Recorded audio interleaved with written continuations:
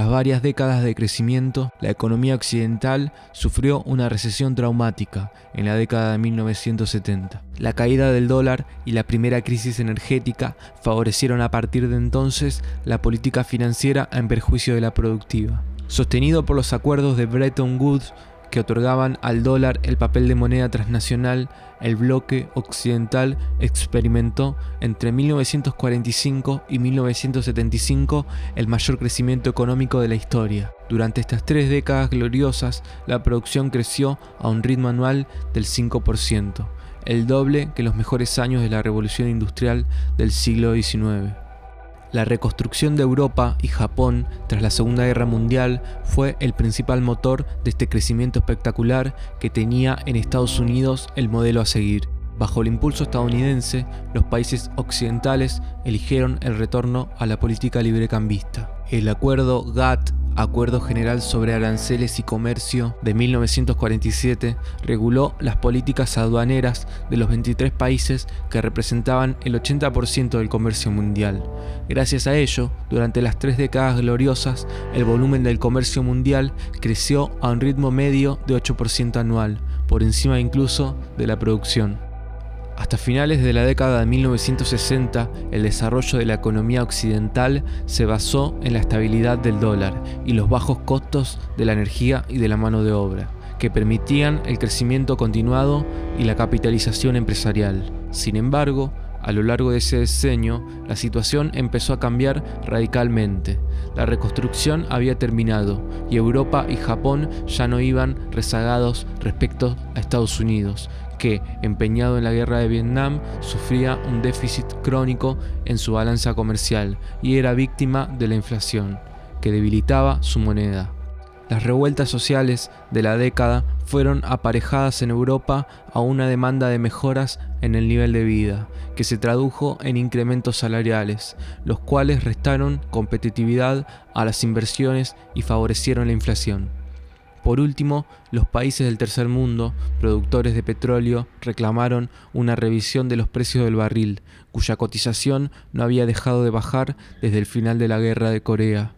Finalmente, en agosto de 1971, sobrevino la crisis. El presidente estadounidense Richard Nixon, enfrentado al crecimiento constante del déficit, a la administración de reservas de oro y al aumento de la inflación y la desocupación, suspendió los pagos en oro y levantó barreras aduaneras. Era el fin del consenso internacional establecido en Bretton Woods, cuando la mayor parte de las naciones fijó el valor de sus monedas en relación al dólar, pero no en relación a otras, y se desató la primera guerra comercial entre Estados Unidos y sus aliados occidentales. In recent weeks, the speculators have been waging an all-out war on the American dollar. The strength of a nation's currency is based on the strength of that nation's economy, and the American economy is by far the strongest in the world. Accordingly, I have directed the Secretary of the Treasury to take the action necessary to defend the dollar against the speculators. I have directed Secretary Connally to suspend temporarily the convertibility of the dollar into gold or other reserve assets, except in amounts and conditions determined to be in the interest of monetary stability and in the best interest of the United States. The effect of this action, in other words, will be to stabilize the dollar. Now, this action will not win us any friends among the international money traders. But our primary concern is with the American workers and with fair competition around the world.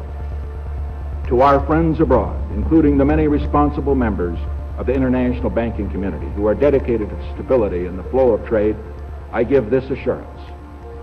The United States has always been and will continue to be a forward-looking and trustworthy trading partner. In full cooperation with the International Monetary Fund and those who trade with us, we will press for the necessary reforms to set up an urgently needed new international monetary system.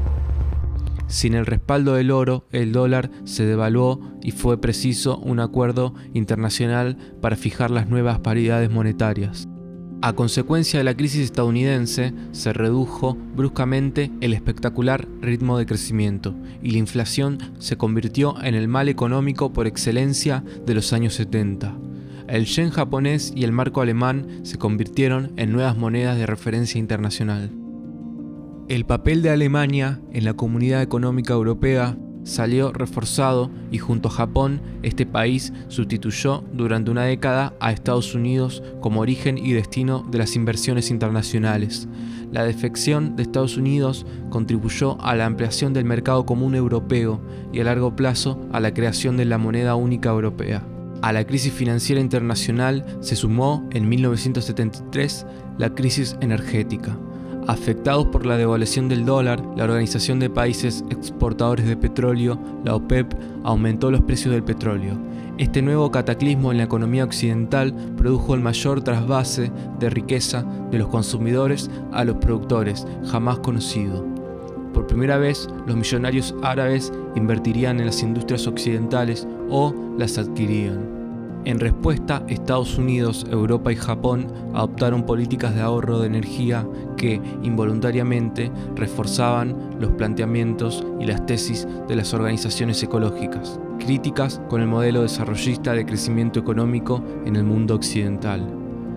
Las crisis energéticas de 1973 y 1979, esta última como consecuencia de la Revolución Islámica de Irán, dejaron profundas huellas en Occidente. El crecimiento industrial llegó a su límite, la desocupación afectó a amplias capas de la población y la inflación devoró las políticas de asistencia social y los avances del estado de bienestar. Los economistas hablaron de estanflación para definir el estancamiento inflacionario. Estados Unidos y Gran Bretaña aplicaron un liberalismo a ultranza, basado en el monetarismo. El mundo industrializado sufrió además una grave crisis de adaptación. La innovación tecnológica, sobre todo en el sector de la informática, proporcionó finalmente un nuevo campo de crecimiento económico. De este modo, la nueva economía salió con la economía financiera, que había dominado la década de 1980, como lógica consecuencia de la inestabilidad monetaria mundial iniciada en 1971.